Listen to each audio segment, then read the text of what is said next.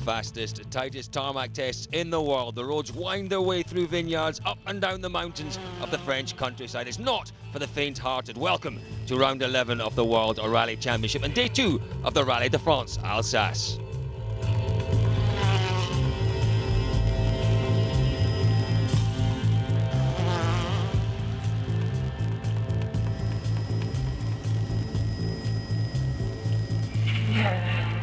Chasing his 9th World Championship title, Sebastian Loeb began day 1 in imperious form. Tyres were once again the subject of controversy throughout the morning. Sebastian opted for the hard compound Michelins, and it was the best choice. The Frenchman took the early lead.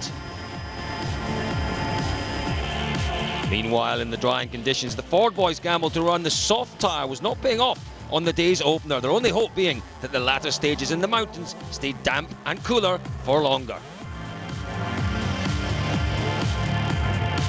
It was soft, you know, and yeah, we'll see on the next one. I hope it should be better there. Well, it was a gamble that was eventually worth taking. The higher the cars climbed into the mountains, the damper the roads became, and after a cautious start, it sparked an impressive fight back from Jari Matti to end the morning 2nd overall.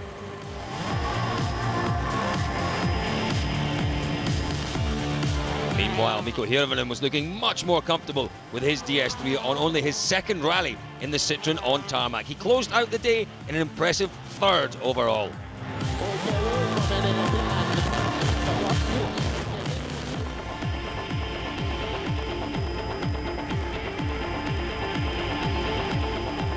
Perhaps even more impressive, though, was Belgium's young Thierry Neuville. On only his 2nd tarmac event in a World Rally car, he fought his way up to 5th, only to undo his hard work with this spin on stage 5, and he was very lucky to get away with another mistake on the Mulhouse Spectator Special at the end of the day.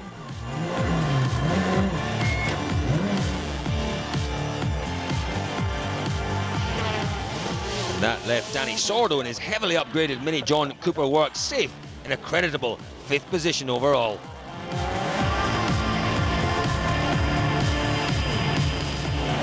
Back up at the front though, Latvala made good use of his afternoon, taking the fight to the world champion and out to spoil the pending Citroën party. It wasn't without incident though, it nearly all came to an end on stage 5. Undeterred, the Finn had claimed 3 stage wins on day 1, but was well aware how close he'd come to disaster.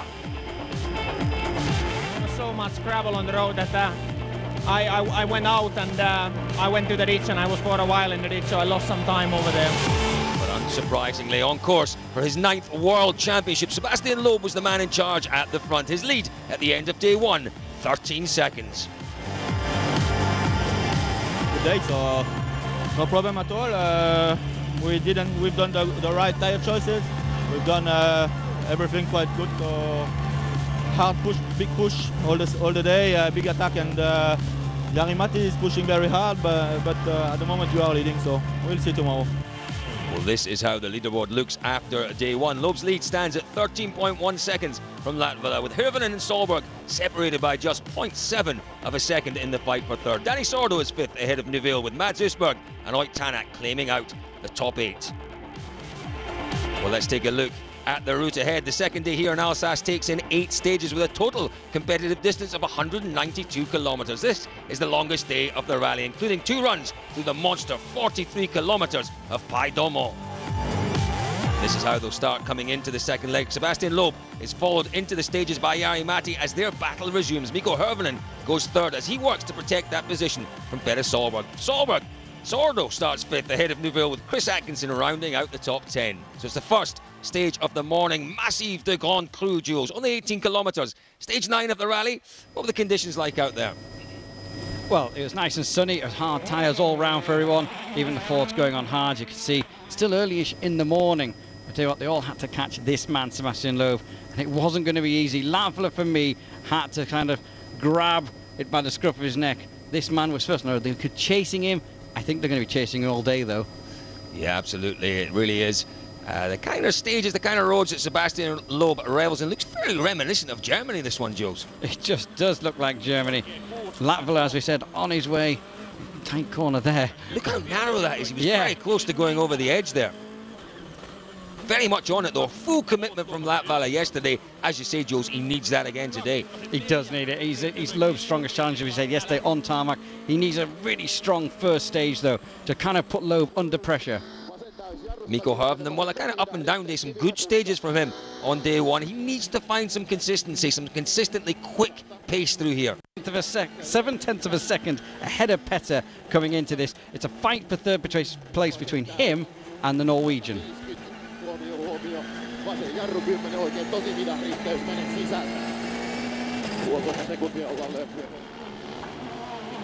Easy to forget this just his second rally, Jules, in this car on tarmac. And here is Petter.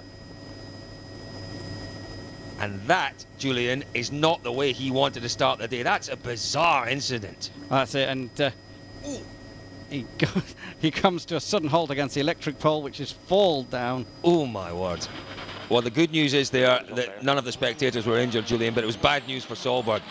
That's it. He just seemed to run wide, didn't he? Here it is from the in-car. That's that corner Jari went wide on, down into the ditch. Through. He's now powering through it to try and not lose momentum, and he's just gone straight across the stage without realising it and straight into the pole.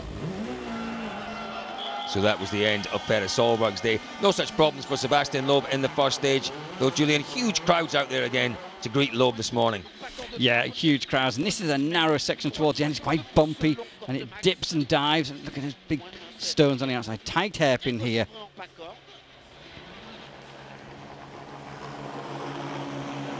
It's okay, it's very difficult, this stage in the molding like this, with some very fast section, very narrow and bumpy at the end in the forest. I don't like the end of this stage, so I don't know. I had a good start, but at the end I don't know. So we'll see Jari-Matti's time. Yeah, Sebastian's still very much interested in this man behind the chasing Jari-Matti Latvala. Jules, just look how dark it is underneath the trees there. That's it, it's really dark under the trees. Got to kind of sort yourself out, make sure you're not cuts as well under the trees there. He's throwing out some gravel for the cars further behind as well. This is the section that I'm sure that Loeb was referring to there when he said he didn't like it. Bumpy, dark, very, very gnarly indeed. That's it, Loeb's time of 10:58.0. Latvala's slower again. Just a little bit slow, he's not going to want that. He started very strongly on the stage, but then I managed to catch back what was good, but still it's need to be wake up. Further back then, Jules, Danny Sordo, maybe not the day he quite wanted yesterday, looking for an improvement in his pace today. That's it, obviously with Petter going off, Sordo goes up to 4th, so he gains a place, so be happy with that. Slightly disappointed yesterday. Ooh. And disappointed with that. Just a little nudge, but that looks like a concrete bollard, doesn't it, Jules? Very much talking at the end of day one about pushing for that podium place today. That's it, he's up to 4th now. He's got to try and go a bit further up. Now, one of our youngsters doing a really good job out there, Evgeny Novikov, the lovely Ilka Minor sitting next to him, doing a great job while Denis Girardet convalescing from that problem that he sustained on Rally Finland. Novikov had a steady day one. Oh, a little too steady there. That was it, obviously, yeah, just a bit late on the brakes, reverse and back away. There'll be more of them to come, I think.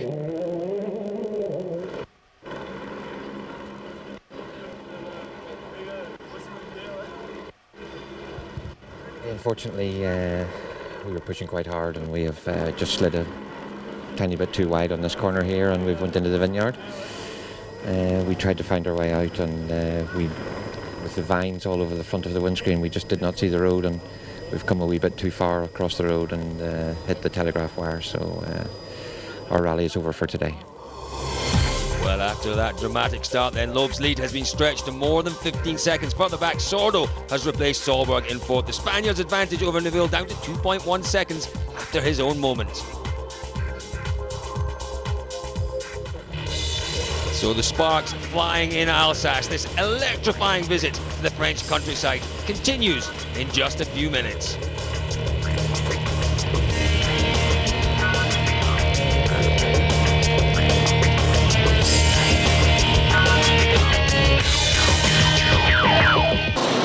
Share all the excitement of the WRC with Total Quartz Lubricants.